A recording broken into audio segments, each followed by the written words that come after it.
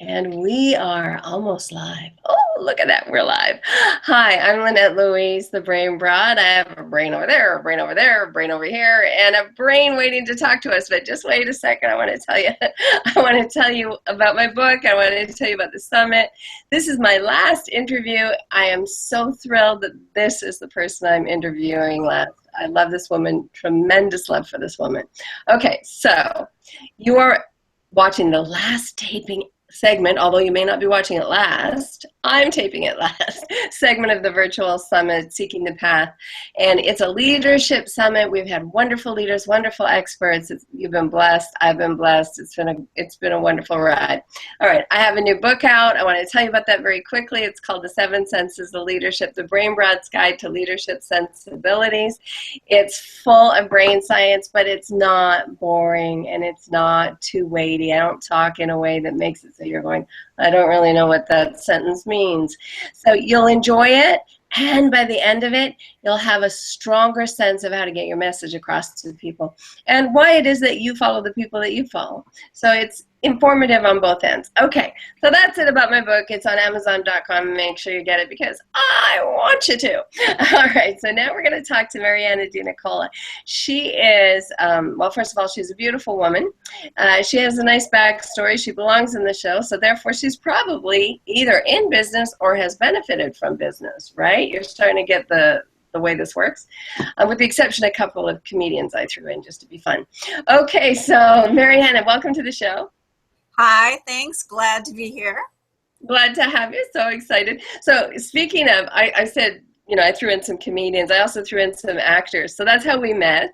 You and I met because, go ahead and tell them. I like to do a lot of things for charity. And one of the things, there was an auction package that was to have lunch with Patty Stanger, who is the millionaire matchmaker. And I won that package, and I thought it would just be a hoot to go and meet with her and pick her brain a little bit. And we did. And as we spoke at lunch, I was so neurotic about dating that at the time that she was like, you know what? You need Lynette. She's a neurofeedback lady. And I was like, what? What is that? I never heard of it. So of course, I am all into finding out and learning new things. And so I contacted you to figure out what that was all about. It sounded great, and my life has changed ever since. Well, that's what I like to hear. It's just awesome to know you, actually. I think it changed more just because of a mutual respect. At least I believe that's true. Yes. You jumped on board and helped me so much with my Fix It in 5 series. When I wanted to go to Israel, you were instrumental in that in a big way, and I really appreciate it. So how was she able to be instrumental? Let's get her backstory and find out. So you were in business with your husband? Yes, we started a business actually before we even got married. He was kind of like the computer genius, super smart, but very absent-minded. And I have my master's in business and more organized and kind of knew the overall picture. So we started a computer software business together and got married, had some kids. It just took off. And so it just kept growing. So we hired more and more people. And then I backed out of doing the day-to-day to be with the kids. And then the lovely divorce set in. So the business was still thriving, but I wanted to not really have a whole lot to do with it anymore because it just was too, there's a lot of baggage or pain involved with it. So I decided to sell my half to him, and that's kind of where it came from. All right. Well, you've done really well. You're the only person I know that has a huge water slide in their backyard. So Me too. it's so fun. Like the real thing, not the little slide that you buy online and then you put a hose on the top. You put the real friggin' water slide all down the back of it. It's amazing. Okay. So cut to, I'm there visiting.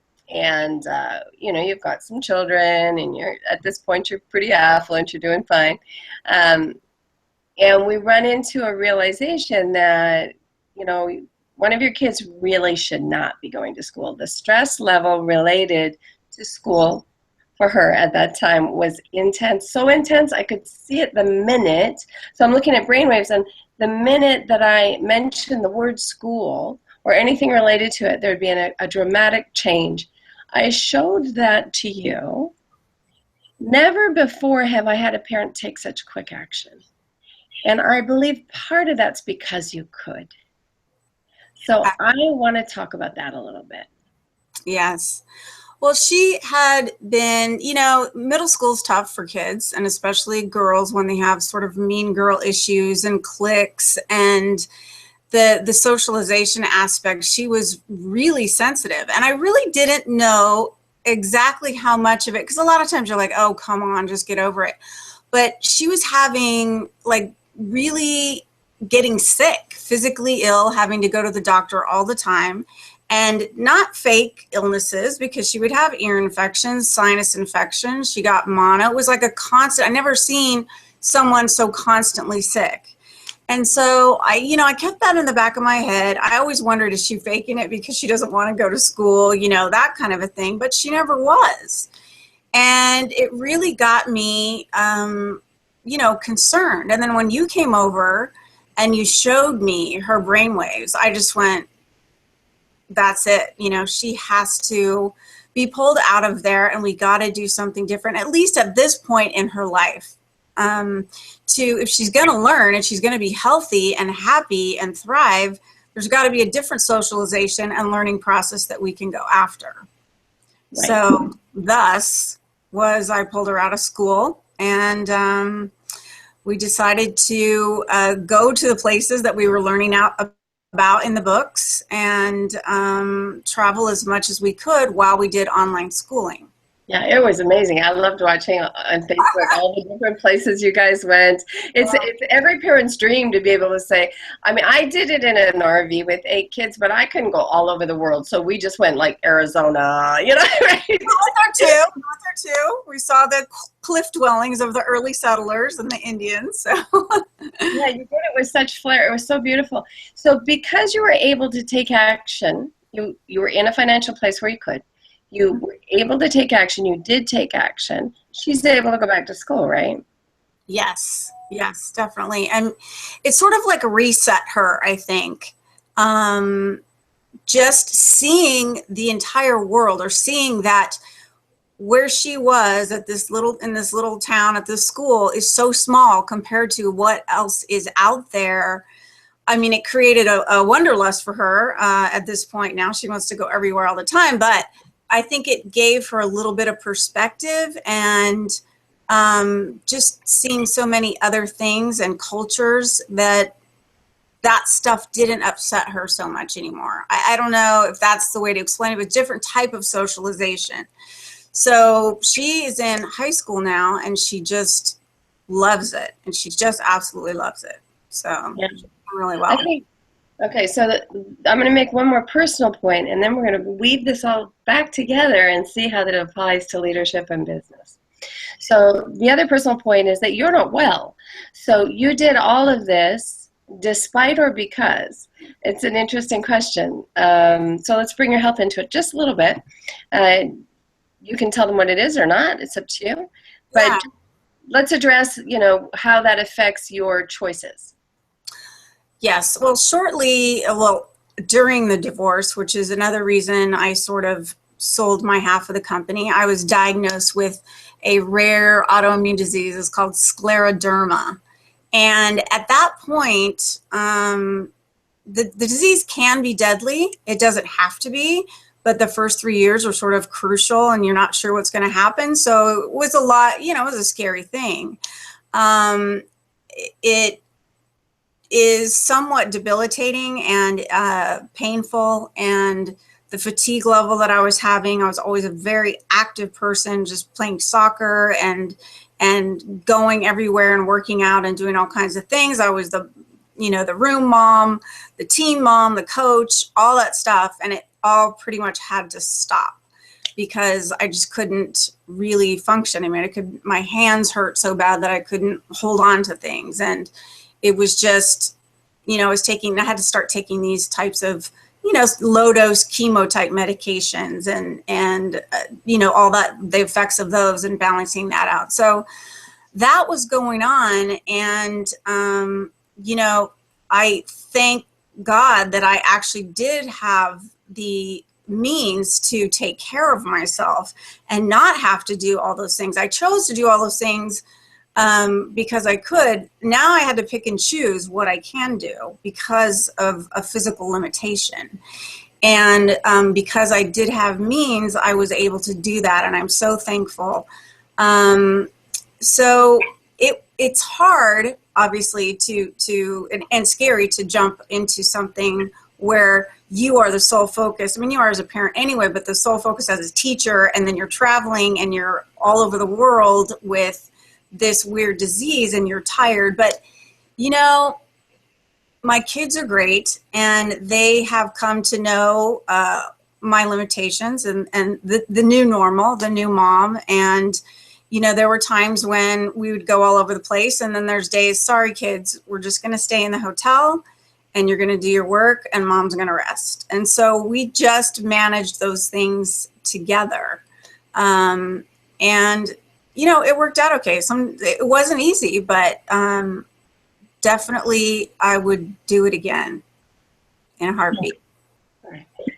So I haven't really talked with anyone before about trying to deal with the balance of life. We've mentioned it, but we haven't talked about how do you cope? How do you choose?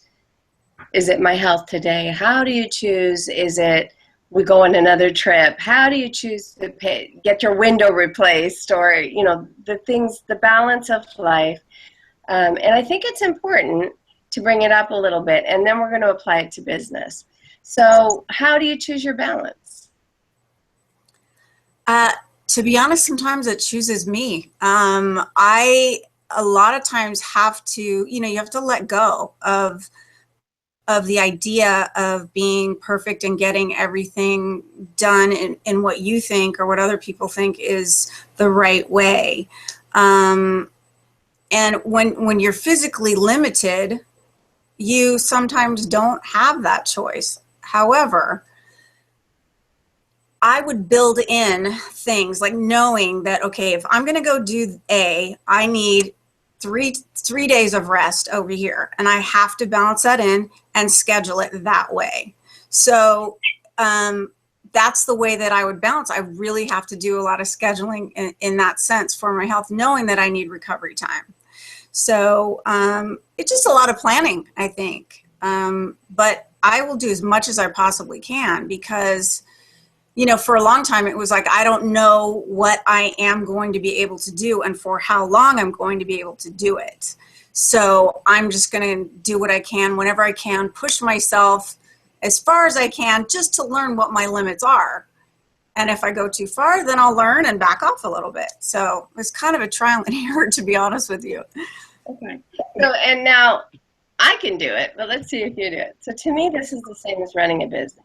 You have your goals, you decide what you're trying to do, you look at your limitations over here, you look at your funds, you look at the energy of the team or yourself or whatever it is, and you apply the same kind of thinking. Do you agree? I do, absolutely. Absolutely. Because I was in business, and that's what you had to do. It's just because I had to be sort of that whole person and look at everything, because my ex-husband was so much into the software development and the actual technical issues of it. The business part is a whole nother animal with people and priorities and, good versus bad timing, all that kind of stuff. Okay. So you see why I asked you to be on here? Okay. So when you were running the business and you were solving those kinds of problems, and you have this software package and you're trying to get it out in the world, and then you have family. So I know that at some point you left the business to be with the kids, but there must have been a period where it was all about gaining balance, and maybe you have some insight to share. I haven't asked anyone that yet. So if you could share whatever you did gain knowledge-wise on how to be balanced as a parent, as a business person, as a wife, just kind of how you dealt with all that until you didn't. Well, I think I kind of cheated, and like I said, I'm lucky in that way because it was my business. So I did have the luxury of going home at lunch to take care of the business with my child, or bringing her to work with me as well, because no one's going to tell the boss. No one's going to tell the boss, oh, hey, what is she doing here? But so in that way, I think maybe I'm unique in that sense that I was able to work with the kids and do work at home even, which was also very valuable to be able to balance that. So I don't know if I'm helping anybody else, because a lot of people have 9-to-5s that they have to be at constantly. But for me, I was able to, work from home, bring them with me pretty much. So it was not as difficult. Okay, you kind of turned into a stuttering chipmunk for a second, but we caught the end point. And I think we're good.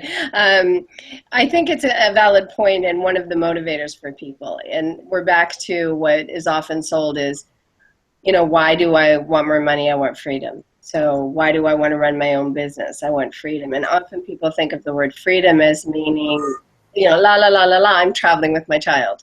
But it's often just the freedom, like you said, to bring your child to work, to be the one who goes home, and being the boss has its perks, right?